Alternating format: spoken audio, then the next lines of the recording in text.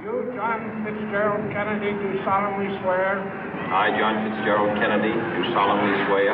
That you will faithfully execute the office of President of the United States. That I will faithfully execute the office of President of the United States. And will, to the best of your ability.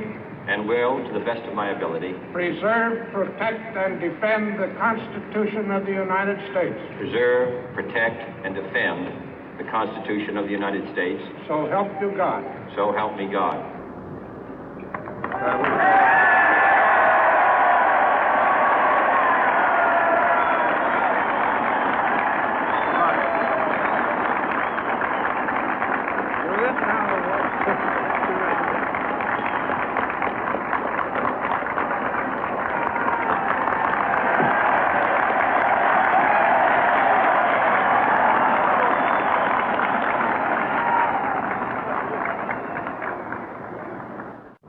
Vice President Johnson, Mr. Speaker, Mr. Chief Justice, President Eisenhower, Vice President Nixon, President Truman, Reverend clergy, fellow citizens.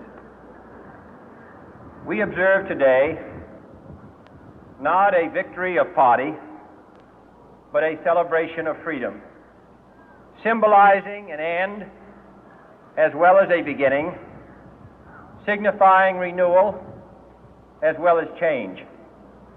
For I have sworn before you and Almighty God the same solemn oath our forebears prescribed nearly a century and 3/4 ago.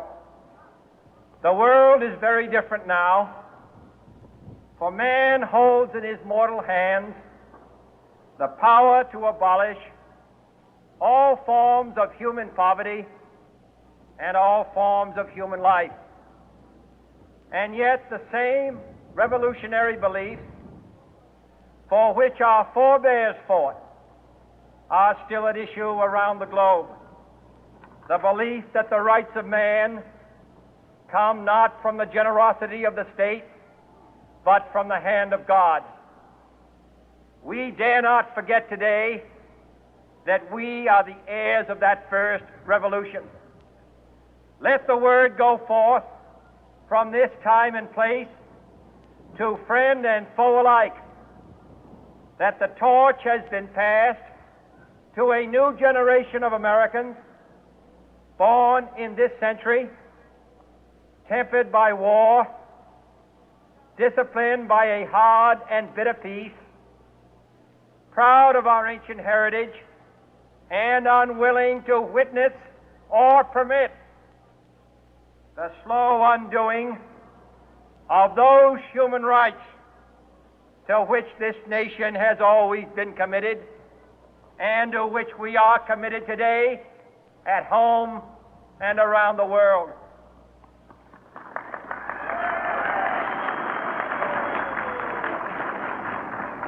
Let every nation know, whether it wishes us well or ill, that we shall pay any price, bear any burden, meet any hardship, support any friend, oppose any foe to assure the survival and the success of liberty.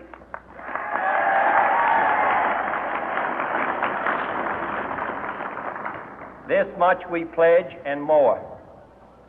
To those old allies whose cultural and spiritual origins we share, we pledge the loyalty of faithful friends. United, there is little we cannot do in a host of cooperative ventures.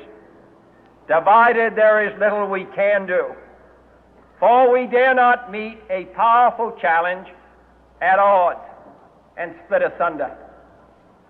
To those new states whom we welcome to the ranks of the free, we pledge our word that one form of colonial control shall not have passed away, merely to be replaced by a far more iron tyranny.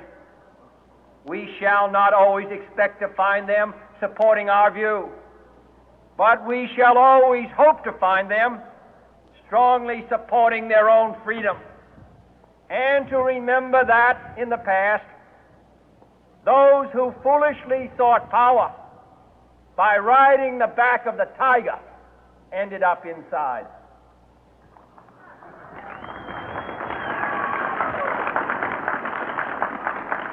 To those people in the huts and villages of half the globe struggling to break the bonds of mass misery, we pledge our best efforts to help them help themselves for whatever period is required, not because the communists may be doing it, not because we seek their votes, but because it is right.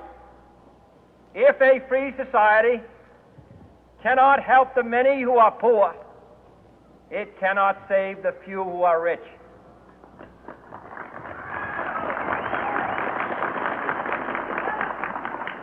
To our sister republics south of our border, we offer a special pledge to convert our good words into good deeds, in a new alliance for progress, to assist free men and free governments in casting off the chains of poverty. But this peaceful revolution of hope cannot become the prey of hostile powers. Let all our neighbors know that we shall join with them to oppose aggression or subversion anywhere in the Americas.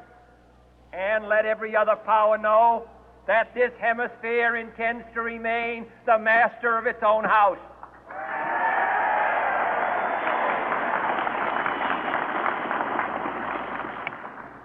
To that World Assembly of Sovereign States, the United Nations, our last best hope, in an age where the instruments of war have far outpaced the instruments of peace, we renew our pledge of support to prevent it from becoming merely a forum for invective, to strengthen its shield of the new and the weak, and to enlarge the area in which its writ may run. Finally, to those nations who would make themselves our adversary, we offer not a pledge, but a request that both sides begin anew the quest for peace.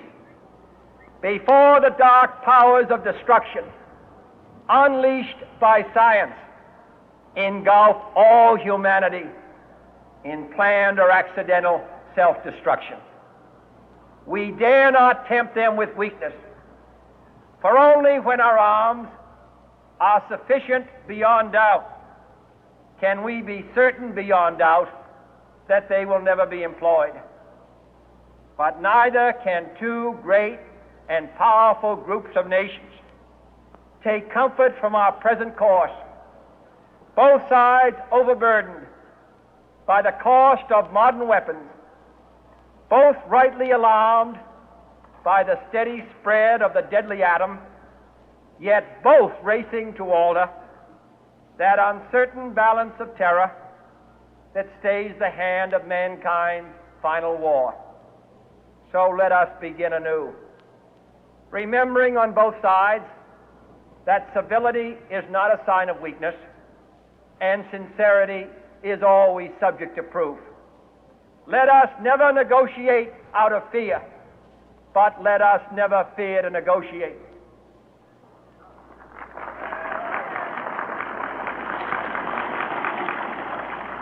Let both sides explore what problems unite us, instead of belaboring those problems which divide us. Let both sides, for the first time, formulate serious and precise proposals for the inspection and control of arms, and bring the absolute power to destroy other nations under the absolute control of all nations.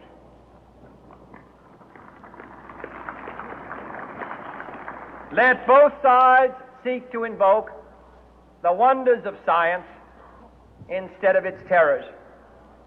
Together, let us explore the stars, conquer the deserts, eradicate disease, tap the ocean depths,